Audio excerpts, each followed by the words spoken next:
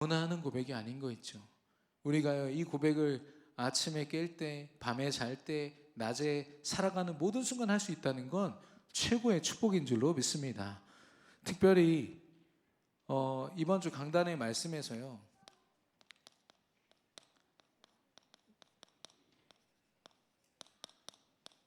그대로 오시리라. 예수님이 승천하여 하늘로 가신 그대로 오실 것이다 라고 말씀하고 있습니다. 그 말이 무엇입니까? 마태복음 24장 14절, 예수님이 직접 말씀하셨죠. 천국 복음이 증거되는 그날 끝이 오리라 라고 했거든요. 하나님이 예비하신 끝이 분명히 있다는 겁니다. 이 끝은요, 예수님의 재림을 이야기하면서 동시에 세상의 종말을 얘기하고요, 또한 복음 가진 우리에게는 땅끝까지 모든 만민에게 복음이 증거되는 세계 복음화를 이야기합니다. 세계 복음화는 하나님이 약속하셨고 하나님이 이루실 계획인 줄로 믿습니다. 반드시 성취되는 줄로 믿습니다. 그 믿음으로 말미암아 이 말씀을 하신 거죠. 그대로 오시리라. 하나님이 언약하셨어요. 하나님의 말씀은 1.1획도 허투루 된 게 없다고 했습니다. 하나님이 이 성경을 통해서 우리에게 약속하신 것이 거의 다 성취됐고 지금도 현재 진행형으로 성취되어 가고 있는 것들이 있어요. 어느 것 하나 하나님은요, 신실하신 하나님은 절대 거짓말을 하지 않으십니다. 그렇다면 모든 민족을 제자로 삼아 세계복음화를 하라는 그 언약, 내가 세상 끝날까지 너희와 하늘과 땅의 권세를 가지고 함께 하겠다는 언약, 하나님이 반드시 성취하실 줄로 믿습니다. 하나님의 언약이기 때문에 우리는 믿을 수 있는 거죠. 그리고 그렇기 때문에 하나님은요, 그 언약에 따라 모든 준비를 이미 마치셨어요. 하나님은 우리가 열심히 하고 노력하는 거에 따라서 맞춰가시는 분이 아니세요. 이미 하나님은 준비하셨고 완성하셨습니다. 그럼 우리는 뭐 하면 되냐? 성령의 인도를 따라서 하나님의 준비하심을 발견하는 게 중요하고요, 하나님의 완성을 따라 완성되는 게 중요합니다. 그래서 어느 것 하나 우리의 노력과 우리의 열심이 필요한 게 아니에요. 그렇다고 여러분 열심히 하지 마라, 노력하지 말라는 얘기가 아닙니다. 올바른 열심을 하고 올바른 노력을 해야 하나님께 쓰임받지 않겠습니까? 성령의 인도를 받지 않는 노력은요, 헛된 것이라고 얘기했고요, 성령의 충만함 속에 있지 않은 나의 삶은요, 무의미한 것이라고 하나님 분명히 얘기하고 계십니다. 그래서 언약 따라서 하나님의 준비하심을 따라서 하나님의 완성하심을 따라 살아가는 저와 여러분 되기를 축원합니다. 그래서 뭐라고 말씀하셨냐면, 왜 하늘을 쳐다보느냐?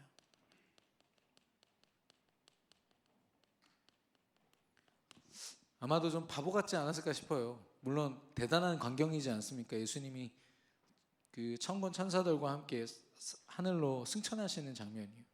그러니까 입 벌리고 아마 뭐 하고 보고 있었을 것 같은데, 우리 인생이 그럴 때가 있습니다. 언젠간 하나님이 응답하실 거야. 내가 그래도 교회도 다니고 내가 뭐 하나님 앞에 부끄럽지 않았는데 하나님이 언젠가 응답하시겠지. 맞는 얘기 같은데요, 지금 성령의 인도를 받는 것과는 조금 거리가 있는 것 같아요. 성령 하나님은요, 지금 나와 함께 하시기를 원하시고 내 모든 감각을 통해서 하나님의 살아계심을 드러내고자 하시거든요. 그런데 내가 먼 미래를 바라보고 있는 거예요. 지금 당장 내 삶 가운데 이루시는 세계 복음화를 보기보다는 언젠간 될 거야 하면서 다른 노력, 다른 열심, 다른 기준, 다른 수준으로 살고 있는 거죠. 근데 주일에 어떤 분이 초신자인데 저한테 질문하셨어요. 아니, 제가 뭐 다 외국에 갈 수 있는 것도 아닌데 세계 복음화를 도대체 어떻게 한대요? 이렇게 얘기하시더라고요. 도대체 어떻게 합니까? 그러게요. 저도 우리 노력으로 지금 아프리카 한 나라도 지금 갔다 오기도 힘든데, 어떻게 우리가 세계 복음화를 합니까? 저도 모릅니다. 그러나 내가 있는 삶 속에서 성령인도 받는 게 세계 복음화인 줄로 믿습니다.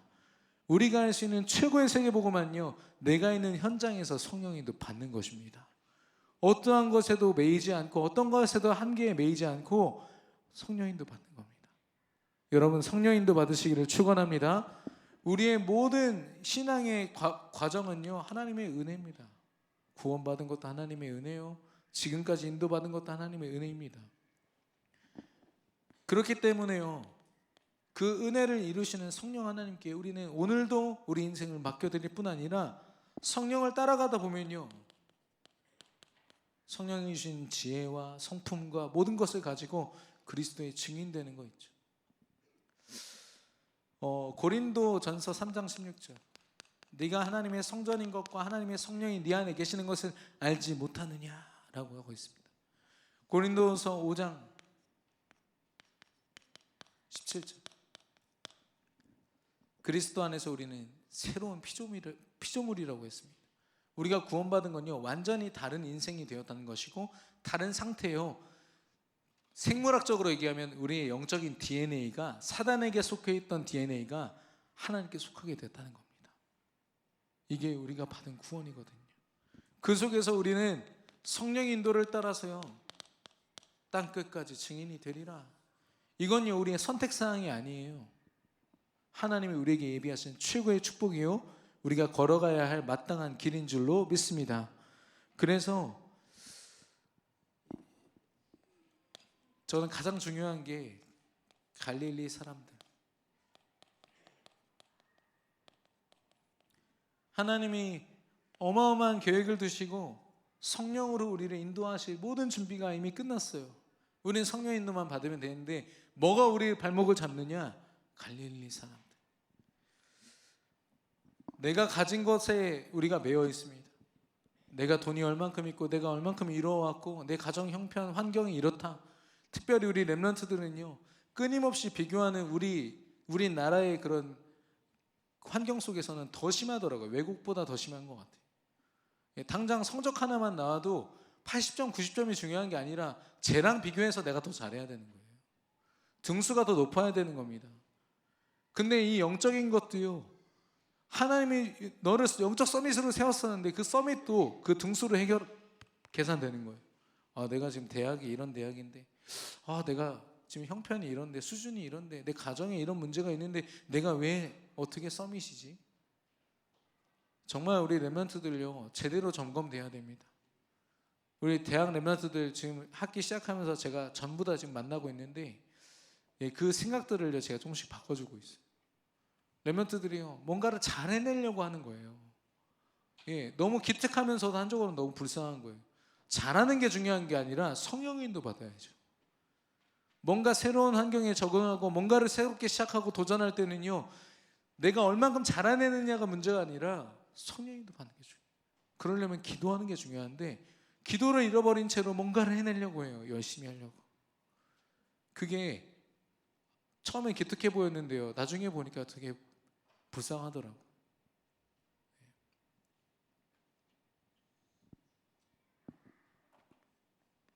갈릴리 사람들이 무슨 힘이 있어서 이 응답과 이 축복 속에, 이 대열 속에 있습니까? 예수님의 대사로 예수님이 밟았던 현장을 대신해서 그곳에서 복음을 선포할 수 있습니까? 인생에 답을 줄 수 있죠. 우리는요 우리가 가진 것을 끊임없이 계산하지만 진짜 가진 게 뭐냐? 우리 안에 예수 그리스도가 계신 줄로 믿습니다. 이걸 알았던 베드로는요 안전뱅이 만났어요. 평생 동안 똑같은 사람 만났거든요. 얼마나 오랫동안 만났겠습니까? 그런데 그동안은 잘 몰랐어요. 어느 날 그리스도로 완전히 무장하고 그 사람을 보니까 이 사람한테 필요한 건 은과 금이 아니에요. 은과 금은 내게 없거니와 내게 있는 것으로 너에게 주노니 나사렛 예수 이름으로 일어나 걸으라. 우리가 가진 것 오직 예수 그리스도인 줄로 믿습니다. 그 그리스도를 가지고 이 일에 쓰임받는 저와 여러분 되기를 축원합니다. 하나님 그대로 오실 거거든요. 예수님께서. 그러면 어떻게 우리가 성령인도 받냐? 기도라고 했습니다. 사도행전 1장 14절, 2장 42절. 사도의 가르침을 따라 떡을 떼며 그들이 오로지 기도하기에 힘썼더라. 저와 여러분이 모이는 곳마다 많은 어떤 포럼들도 중요하겠지만 함께 기도 제목을 가지고 기도할 수 있는 모임들이 우리 교회 안에 곳곳에 생겨나기를 그리스도 이름으로 축원합니다. 제가 지금 이렇게 세종구역에서 같이 예배를 드리는데 우리 구역 식구들과 함께 기도하는 시간이 너무 감사하더라고요. 그 세종이 평균 나이가 36살이래요. 얼마나 젊은 도시입니까? 얼마나 꿈이 있고 많은 도전이 있는 도시인데요. 몇 사람이 진짜 그 세종시의 복음화를 두고 기도하겠습니까? 예. 제가 볼 때는 거기 원내수교회 지교회 하나로 교회랑 세종로교인가요? 거기랑 저기 세종 반석교회 우리 담임 목사님 지금 가 계신 곳 거기 전도자들 말고는 거의 기도하는 사람 거의 없을 겁니다. 예. 마찬가지로 우리의 현장에서 우리가 기도할 수 있다는 건 최고의 축복이고 우리의 형편과 상관없이 하나님께서 우리에게 하나님의 뜻과 계획을 이루실 줄로 믿습니다. 승리하시기를 바랍니다. 여러분도 아시다시피 미국이라는 한 나라는 사실 이 영국 안에서 잘못된 이 신앙과 그런 믿음의 모습들을 보고 타락한 이 성경을 가지고도 타락한 그들의 모습을 보고 청교도들이 개척한 땅입니다. 개척한 땅에서 그들이요 오직 이 복음으로 결론 내린 마음으로 집도 학교도 먼저 지은 게 아니라 교회를 먼저 지었어요. 교회를 짓고 하나님 앞에 예배하면서 그 다음에 집을 짓고 그 다음에 학교를 짓고 그 다음에 병원을 짓고 각자의 집을 그 다음에 지었어요. 그 정도로 우선순위가 분명했던 그들이었습니다. 하나님이 얼마나 축복하셨는지. 그 중에 여러 가지 사건들이 있습니다. 미국이 축복받을 수밖에 없는 우리나라가 응답을 받았다고 하지만 그들이 받은 응답에 비하니까요 비교할 수가 없겠더라고요. 순식간에 수천만 배의 경제 이 발전을 하나님이 허락하셨는데 그 중에 한 사건이 그 알래스카 땅을 산 거예요. 알래스카 가서 러시아 사람들하고 딜을 하지 않습니까? 불과 몇십억 몇백억에 그 어마어마한 땅을 사버렸어요. 그러니까 버려진 땅이고 척박한 땅인 줄 알았더니 사자마자 석유가 터져 나오고 황금이 거기 묻혀있는 황금 1년 동안인가요? 캐낸 황금이 그들이 러시아한테 줬던 돈보다 훨씬 더 많았대요. 하나님이 미국을 얼마나 축복하셨는지 그들이 가는 곳마다요 광맥이 터지고 이 황금이 터지고 그 나라가 얼마나 축복을 받았으면 지금은 전 세계를 호령하지 않습니까? 근데요 하나님의 은혜라는 거 자신들이 성령의 은혜로 지금까지 이 자리에 왔다는 걸 망각하는 순간 그들이요 명상에 빠지고 그 하나님의 기업들이 이젠 세상의 욕심을 쫓아서 가다 보니까 지금은 이 그냥 노상 강도들 있잖아요. 근데 우리나라 강도들처럼 뭐 칼 들고 설치고 이런 사람들이 아니라 총을 들고 오잖아요. 그래서 지침이 뭐냐면 경찰이든 그 점원이든 절대로 그 도둑과 대치하지 말고 그냥 훔쳐가게 둬라. 그렇게 해서 1년에 손해보는 게 140조 원이에요. 140조 원. 그러니까 영적 문제를요 이제 막을 힘도 없는 거죠. 지금 이민자들이 중국인들 비롯해가지고요 이민자들이 들어오는데 자기들의 이런 잘못된 종교와 신념을 가지고 들어와서 사회를 어지럽히고 지금 트럼프 대통령이 자기 당선되면 그거 하려고 준비하고 있지 않습니까? 미국이라는 한 나라가 왜 그렇게 됐을까요? 정책으로 그걸 바꿀 수 있을까요? 아무리 봐도요 그 나라는 이걸로 돌아와야 됩니다. 성령인도 받지 않으면 그렇게 축복받는 나라가요 축복의 끝에서 하나님의 은혜를 망각하는 거예요. 성령인도 받기를 거부하는 겁니다. 우리 성도님들 우리 렘넌트들은요 최고의 축복된 자리에서 하나님께 최고의 영광을 돌리기를 축원합니다. 우리가 절대 그 전철을 밟지 않았으면 좋겠습니다. 하나님이 우리를 사랑하사 우리를 축복하시고 우리를 인도하시는데요 오늘 보니까 조금 읽기 민망할 정도로 엘리야가 되게 좌절에 가까운 고백을 하고 있습니다. 자기를 제발 좀 불러가 달라고 자기 이제 못 살겠다고 이제 고백을 하는데 여러분과 저는 하나님의 자녀예요. 하나님 자녀의 권세를 가진 사람들입니다. 그런데도 좌절이 되고 낙심되는 상황들이 있죠. 그런데 우리 강단에서 그랬잖아요. 오늘 오늘이 바로 은혜 받을 만한 때요, 은혜의 날이로다라고 했어요. 낙심될 때 여러분 뭐 하십니까? 좌절감이 올 때, 뭔가 내가 우울하고 내 감정과 생각과 모든 것들이 다운될 때 여러분은 어디로 들어가십니까? 예. 오늘 이 말씀을 통해서 엘리야가 받았던 응답이 저와 여러분의 응답이 되기를 바랍니다. 예.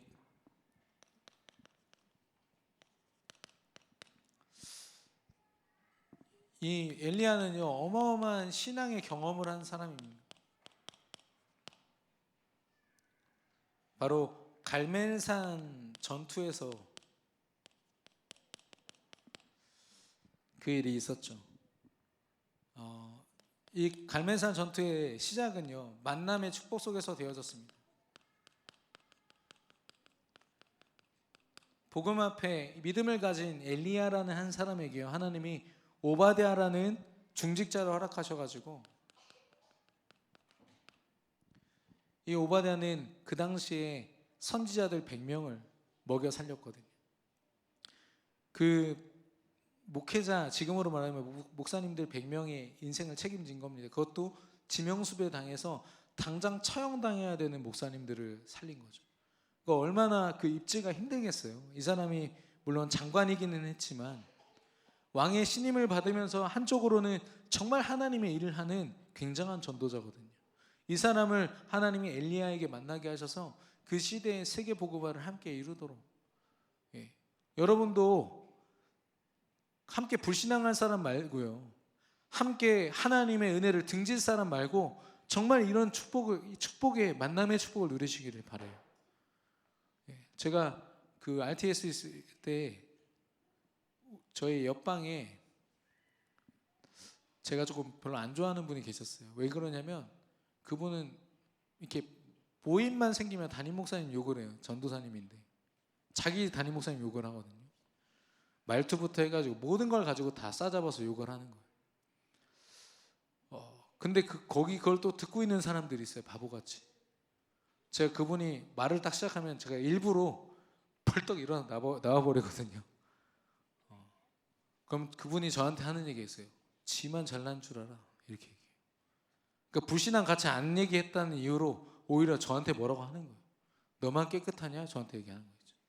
내가 깨끗하다는 게 아니라 이 자리에 내가 있고 싶지가 않다. 결국엔 어떻게 됐냐? 지금 어디에도 발붙이지 못하고요, 하나님이 그의 그 사역을 축복하시지 않습니다.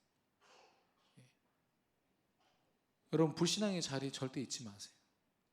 내 안에 말씀이 붙잡아지지 않는 순간은 다 불신앙의 시간이라고 생각하시면 돼요. 어떤 사람과 대화하는데 기도 제목이 품어지고 더 말씀이 붙잡아졌다. 그건요, 은혜입니다. 그건 뒷얘기 아니에요. 기도 제목입니다. 근데요, 기도 제목을 얘기하는 것 같으면서도 불평 얘기하고 말씀과 멀어지고 교회와 멀어진다. 이건요, 반드시 불신앙이고 사단의 전략입니다. 절대 속지 마세요. 그런데 엘리야에게는 이런 만남의 축복이 있었어요. 만날 때마다 하나님의 역사를 확인할 수 있는 이런 동역자여 동지가 있었던 거죠. 뿐만 아니라 그의 믿음의 여정을 통해서요, 흑암이 확실하게 결박되는 걸 확인했습니다. 그 당시에 아합과 이스라엘 왕이죠, 이세벨이라는 그 왕비가 있습니다. 이 둘이요, 가장 악독한 사람. 아합은 이 바알을 섬기는 450명의 선지자들, 그러니까 지금으로 말하면 종교인들이죠. 교주들이죠. 그 사람들 450명. 이세벨은 아세라 신을 섬겼던 400명의 선지자들. 그래서 도합 850명이요 나라를 쑥대밭으로 만들었어요. 이들한테 잘못 보였다 그러면 그 자리에서 즉결 심판, 처형당하고, 이들이 믿는 바알과 아세라한테 대들었다가는요 큰일 납니다. 왜냐? 왕과 왕비가 지금 그걸 밀고 있거든요. 이 신을 섬기라고. 근데 더 중요한 건 뭔지 아세요? 이런 사람들이 폭정을 하고 정치를 못해야 되는데 너무 잘하는 거예요. 그러니까 이스라엘 백성들이요, 헷갈리니까 전체가 다 바알과 아세라 신을 섬기는 거예요. 이스라엘이라는 이름, 하나님의 백성이라는 이름을 가지고 우상을 섬기는 겁니다. 그런 시대였어요. 그때 이 오바댜가 주선한 갈멜산 전투가 시작됩니다. 바알 선지자 450명이랑 하나님을 믿는 엘리야 450대 1의 싸움이 시작된 거죠. 그걸 통해서요, 여러분도 아시죠? 그 결론을 아시죠? 제단을 두고 누가 먼저 불을 내리냐, 불을 내리는 분이 진짜 하나님이시다라고 했는데 450명이 별짓을 다 해서 불이 안 내리는데 엘리야가 그 제단에다 물을 뿌렸어요. 불이 붙어야 되는 나무에다가 물을 한가득 뿌린 다음에 기도했더니 하늘에서 불이 내려가지고 그 주변에 고여있던 물까지 다 훑을 정도로, 완전히 마를 정도로 불이 임했다고 했습니다. 확실하게 흑암이 결박됐죠. 여러분, 흑암이 결박됐다는 느낌만 갖지 마시고 예수 그리스도 안에서 흑암이 결박되는 체험 속에 있기를 축원합니다. 내 안에 있는 불신앙이 무너지고 교회 안에 있는 불신앙이 무너지고 세상 가운데 자리 잡고 있는 모든 불신앙과 대세가 되고 있는 하나님을 대적하는 모든 문화들이 예수 그리스도 이름 앞에, 그 권능 앞에 완전히 무릎 꿇게 될 줄로 믿습니다. 이 일에 우리가 증인되어야겠습니다. 결국에는 승리가 뭔지 보여주셨죠. 이걸 통해서 제단에 불을 내렸는데요, 이 땅에 신을 빙자하여서 역사하는 귀신 사단은 절대 할 수 없는 일을 하나님이 이루셨어요. 기도를 통하여. 또한 그 450명이요, 그 자리에서 죽임을 당하게 됩니다. 영적으로 그들의 문화와 이 세상을 어지럽혔던 그들이요, 그 자리에서 처형당하게 되거든요. 이렇듯 하나님이 흑암 사단뿐만 아니라 사단의 시스템이 되고 사단의 서밋된 자들을 완전히 처단하셨어요. 얼마나 큰 승리입니까? 우리 삶 속에요, 성령 인도 속에서 이런 신앙의 체험들이 분명히 있기를 축원합니다. 너무 중요해요, 사실. 강단 말씀을 가지고요, 오직 복음 앞에 여러분 서보십시오. 하나님 반드시 이 체험하게 하실 겁니다. 그런데 왜 이런 신앙 경험이 중요하냐면요, 얼마 전에 이렇게 되게 멋진 어떤 여자가 도심 한가운데를 걷는 영상이 떴어요. 그래서 이 사람이 너무 이렇게 멋지니까 팬들이 막 생겨나고 이 사람을 이제 이렇게 팔로우라고 하죠. 팬이 되는 겁니다. 그렇게 한참을 따라가는데 나중에 알고 보니까 이 사람이 가상인물이에요. AI가 생성해낸 거예요. 사람이 만든 것도 아니고, 사람은 도심을 걷는 멋진 여자를 만들어줘, 그러니까 그 사람을 영상으로 딱 만들어서 그냥 올렸는데 사람들이 거기에 완전 혹한 거죠. 도대체 저 사람이 누구냐. 그리고 뭐 지금 계속 있습니다만 윤석열 대통령이나 뭐 이런 그런 좌우 이렇게 나눠져 있는 사람들이 서로를 비방하는 영상들. 근데 앞으로도 가능합니다. 물론 제가 그렇게 인지도가 없기 때문에 누가 만들지는 않겠습니다만은, 누가 곽선민 목사의 헛말 해가지고 제가 막 사람 욕하는 영상을 만들 수 있다니까요. 그러고서 곽선민 목사 저거 봐라. 여러분 안 믿으실 겁니까? 분별 못합니다. 왜냐면 똑같거든요, 저랑. 말투도 똑같고요, 컴퓨터가 완벽하게 저를 따라합니다. 여러분 안 속으실 자신 있으십니까? 지금 그거 팔로워했던 수만 명이 다 속아가지고 지금 배신당했다고. 앞으로 그런 일들이 계속 있습니다. 그 속에서요, 성령 안에서 우리가 분별하는 힘, 날마다 승리하는 이 경험이 없으면요, 우린 당연히 그 흐름 속에서요 또 속게 돼 있습니다.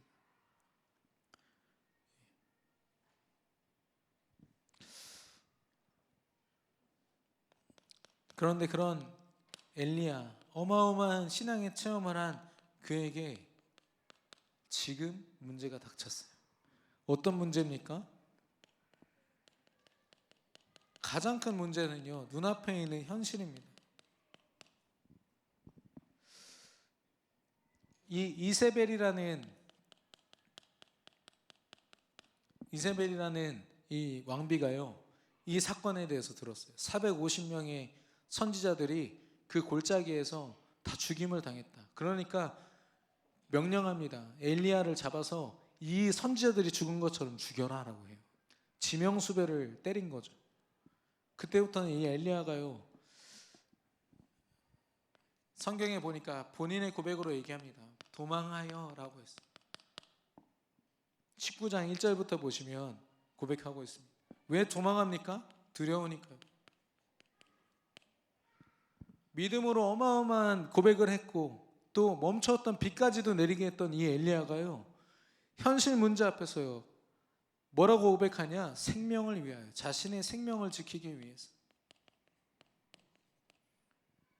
우리가 하나님 떠나서 노력할 때 그냥 노력합니까? 목숨을 걸잖아요. 우리도 되게 열심히 삽니다. 왜냐? 죽지 않으려고. 근데 우리는 죽지 않기 위해서 사는 자들이 아니라 생명을 가지고 죽어도 괜찮은 사람들인 줄로 믿습니다. 근데 현실이 딱 닥치니까요, 엘리야가요 완전히 다른 고백을 지금 하고 있는 겁니다. 하나님 앞에서. 그러면서 뭐라고 얘기하냐면은 내가 죽기를 원하여 라고까지 고백해요. 하나님, 나 이제 좀 데려가 주세요. 저 너무 힘들어요. 하나님이 나를 향한 어떤 계획을 가지시고 계신지 아무것도 모르는데 당장 현실 때문에 나 좀 불러가 주세요. 나 죽고 싶어요. 나 너무 힘들어요. 하나님을 외치고는 있지만 하나님 능력을 전혀 고백하고 있지 않죠. 믿음으로 고백하고 있지 않죠. 뭐라고 하냐면 넉넉하온이라고 해요. 내가 지금까지 걸어온 길이 하나님의 은혜로 그냥 넉넉했어요. 이제 제발 저 좀 불러가 주세요. 그리고 제가 우리 조상들의 믿음보다 더 낫지 않습니다. 이게 무슨 말입니까? 하나님의 지금 내게 임한 하나님의 은혜를 인정하지 못하는 거죠. 하나님의 그 전무후무하고 무궁한 응답과 축복과 성령의 역사하심 앞에 지금 내 형편만 다 고백하고 있는 거예요. 내 감정만 고백하고 내 생각만 고백하는 거죠. 하나님을 부르고는 있지만 하나님의 능력을 전혀 인정하지 않는 상태. 그러면서 결국에는, 그러니까 이 죽기를 원하여라는 말은 하나님이 허락하신 믿음의 여정을 스스로 포기하겠다는 겁니다. 그러면서 오직 나만 남았습니다.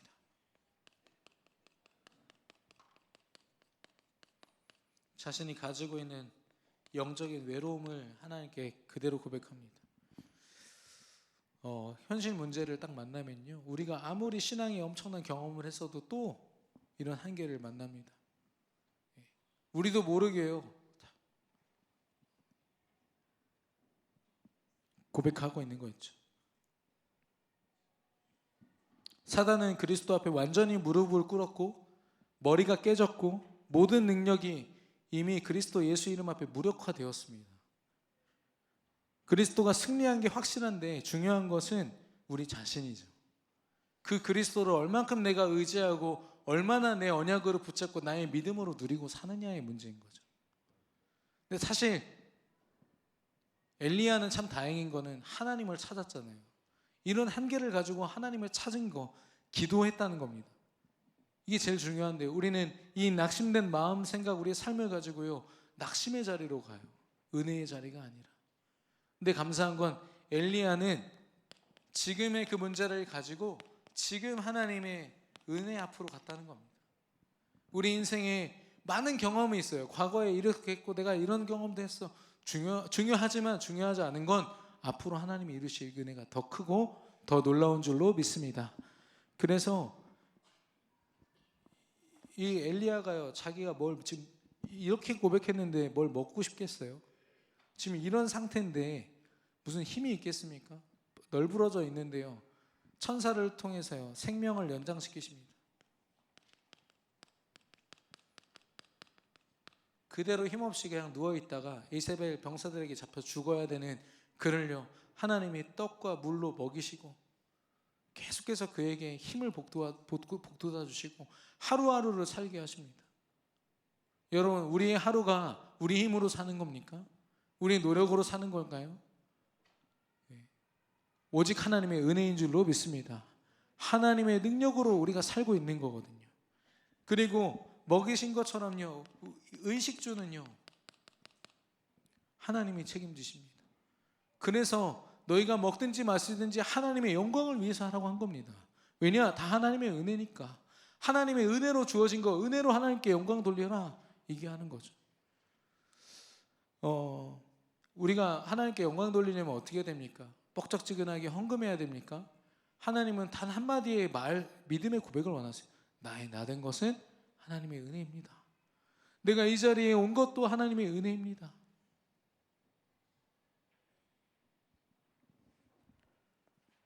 다윗의 고백이요 또 욥의 고백이지 않습니까?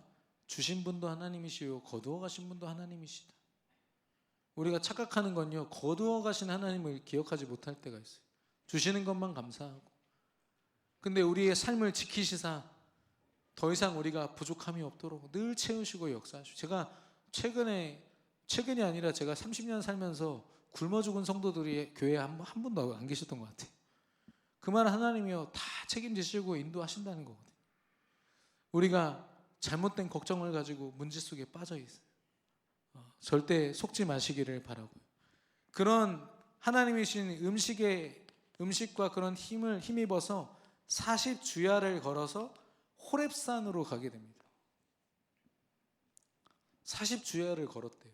아니 지금 힘도 없는데 그 사람이요 40주야를 걸어서 40일 동안 낮과 밤을 가리지 않고 계속 걸어갔다는 겁니다. 그 말은 뭡니까? 우리가 이 땅을 살면서 하루를 생명을 연장받고 의식주를 해결하는 것도 중요하지만 우리가 해결할 수 없는 문제들이 더 많습니다. 그거를 일찌감치 깨달은 수많은 사단 서밋들은요, 명상하고요, 뇌운동하고요, 기운동합니다. 왜냐? 자기 힘으로 할 수 없다는 거 벌써 알거든요. 그래서 초월된 나를 발견하기 위해서 그 짓을 하고 있는 겁니다. 예. 온갖 종교에 있는 사람들, 특별히 불교라든지 템플스테이 보십시오. 왜 그들이 그거 합니까? 초월하려고. 내 한계가 분명하니까. 근데 중요한 건 이 초월의 능력이 누구로부터 옵니까? 사단으로부터 공급받는다는 게 문제인 거죠. 전혀 사주팔자 운명이 해결되지 않은 채로 사단에게 집중하니까 그 인생, 그 지옥의 권세가 하나도 해결되지 않는 겁니다. 그런데 우리는요, 하나님께서 우리의 삶을 연장시키고 의식주를 책임지실 뿐 아니라 성령의 능력, 보좌의 능력, 시공간 초월의 능력으로 우리의 모든 한계를 초월하는 역사로 우리가 함께 하신 줄로 믿습니다. 그 속에서 이 엘리야가 체험하게 된 게 뭐냐? 자연현상이에요. 바람이 불고 땅이 흔들리고 불기둥이 올라오고, 그런 속에서 하나님이 계신 게 아니라 그게 다 지나가고 나니까 세미한 음성이 들렸다라고 했습니다. 최고의 은혜가 무엇입니까? 하나님의 세미한 음성을 듣는 것인 줄로 믿습니다. 우리가 먹고 사는 것, 오늘 잘 살았다, 이것도 하나님의 은혜입니다. 제일 중요한 건 뭡니까? 내게 하나님이 오늘 말씀을 주셨다예요. 말씀 안에 능력이 있고 말씀 안에 생명이 있고 말씀 안에 우리가 살아가야 될 이유와 가치와 모든 것들이 다 있는 줄로 믿습니다. 그래서 말씀으로 올인한 사람들은 예배의 가치를 또한 깨닫게 돼요. 예배에 올 때요, 오늘 무슨 말씀 주실까? 어떤 분은 노트에 보니까 뭐가 빼곡하게 적혀 있어요. 보니까 한 주간 해결되지 않는 내 질문들, 이런 걸 딱 적어놓고요, 강단 말씀에서 답을 찾으리라. 말씀 끝나고 나서 가보니까 이분이요, 다 체크해놨더라고요. 목사님, 저 하나 빼고 다 찾았어요. 하나는 내일쯤 발견하지 않을까 싶습니다. 그분은 농담처럼 하는데 저는요, 와, 이분 진짜 하나님 인도받는 분이구나.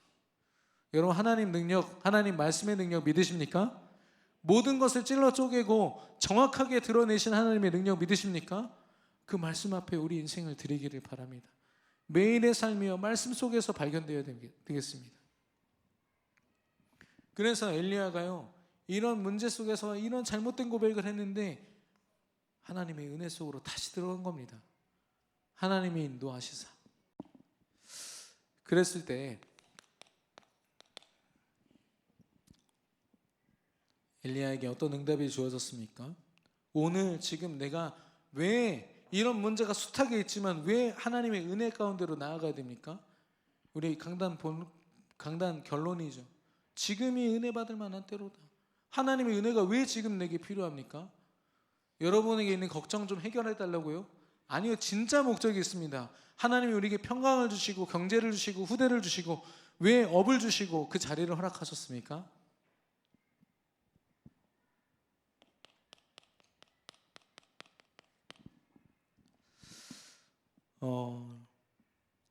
이 엘리야에게 말씀하십니다.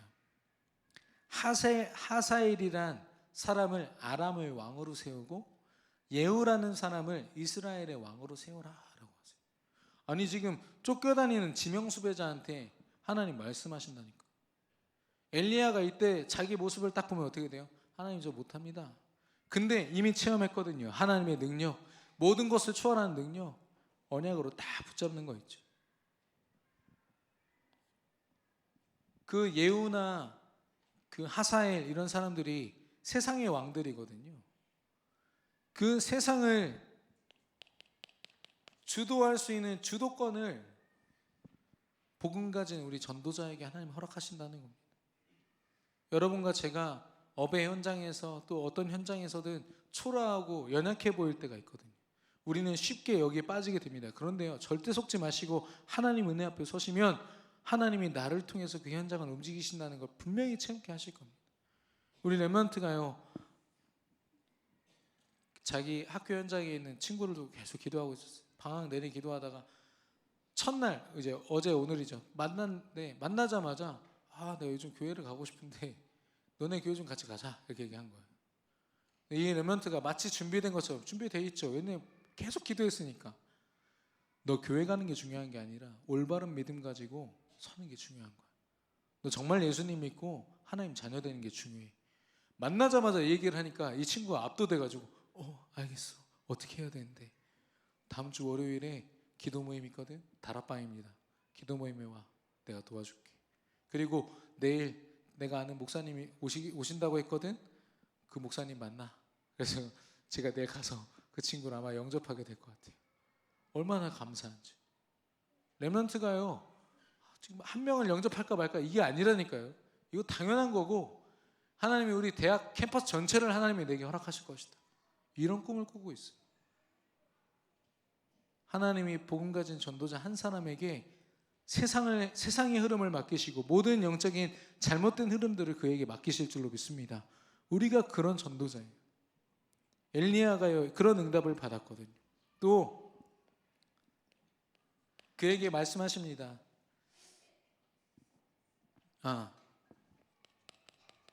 하나님이 준비하신 것이 있다고 말씀하셨어요. 뭐냐? 바알에게 무릎 꿇지 않은 7,000명의 제자들이 있다. 왜 그렇습니까? 아까 엘리야 고백했잖아요. 오직 나만 남았습니다. 믿음 가진 나밖에 없는데 뭘 합니까?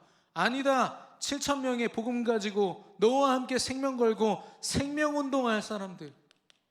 여러분 전도하다 보면 외로울 때 있거든요. 나 혼자 이게 지금 뭐 하는 거지?